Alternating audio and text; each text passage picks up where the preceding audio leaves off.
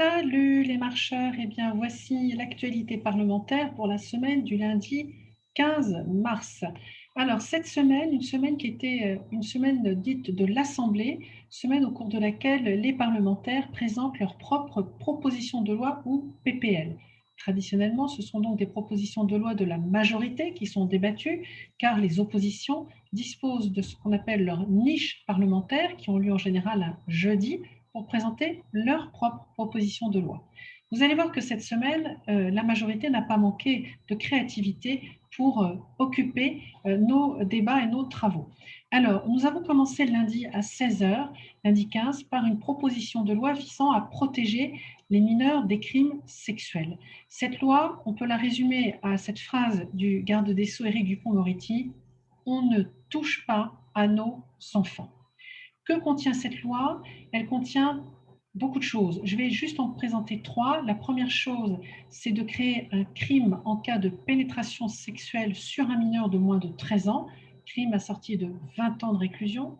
Deuxième chose, c'est de supprimer la notion de consentement dès lors qu'il y a un acte sexuel commis sur un mineur de moins de 15 ans. Le consentement ne pourra jamais plus être retenu.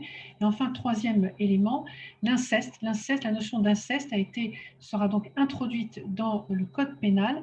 L'inceste commis au sens très large par toute personne qui exercerait sur un enfant une autorité de fait ou de droit. Donc ça concerne les parents, les frères, les sœurs, les grands-parents, les conjoints des grands-parents, les conjoints des frères et sœurs. Ça va très loin dès lors qu'il y a autorité de fait ou de droit.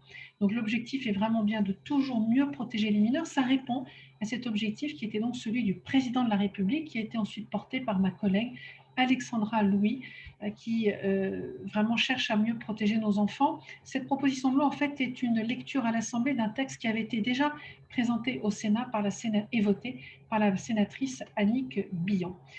Voilà pour cette première proposition de loi. Mardi 16, nous avons eu le vote solennel sur le projet de loi visant à modifier l'article 1 de la Constitution pour y introduire une clause environnementale.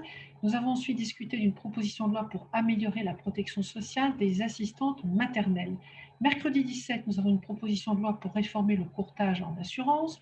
Ensuite, une proposition de loi très intéressante que je vais développer pour améliorer l'efficacité de la justice de proximité et de la réponse pénale. Il s'agit d'une loi, pour le dire simplement, qui vise à améliorer la lutte contre la petite délinquance, ces actes qui exaspèrent nos concitoyens à juste raison.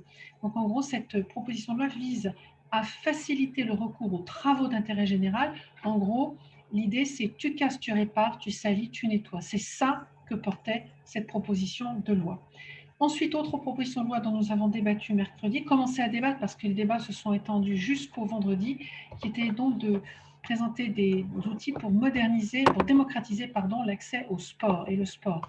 Avec trois parties, une partie qui veut développer la pratique sportive pour le plus grand nombre, en intégrant le sport dans des missions de certains établissements, en facilitant l'accès aux équipements des établissements scolaires, en mettant en place des plans sportifs dans des collectivités territoriales, en ajoutant le sport santé et les savoirs sportifs fondamentaux aux missions de la conférence régionale du sport. On a également fait des propositions dans cette loi pour améliorer le cadre et la gouvernance des fédérations, ça c'était un peu technique, et la parité également.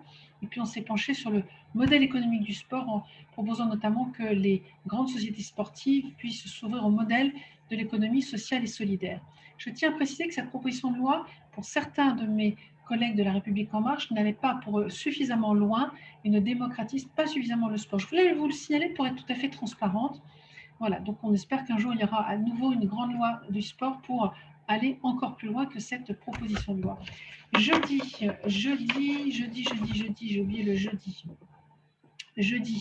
Ah oui, proposition aussi de loi très importante qui vise à améliorer le système de santé par la confiance et la simplification. En gros, c'est une loi qui complète le Ségur de la santé. Le Ségur de la santé a donné lieu à des mesures liées à la loi de finances. On a mis 19 milliards d'euros sur la table pour améliorer, pour renforcer les investissements dans l'hôpital. On a augmenté les rémunérations des personnels soignants à hauteur de 8,8 milliards d'euros.